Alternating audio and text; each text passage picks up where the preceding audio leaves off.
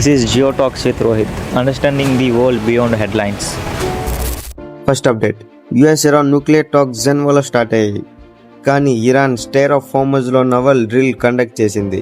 ఇది global oil సప్లైకి key choke point. Diplomacy నడుస్తున్నా కానీ మిలిటరీ ప్రెజర్ కూడా ప్యారలల్గా ఉంది.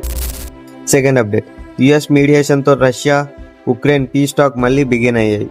మళ్ళీ ఇష్యూ ఏంటంటే టెరిటోరియల్ డిస్ప్యూట్స్. బ్రేక్ త్రూ ఇమీడియట్గా వస్తుందని గ్యారంటీ లేదు. Third update, India AI impact summit 2026 host చేస్తుంది.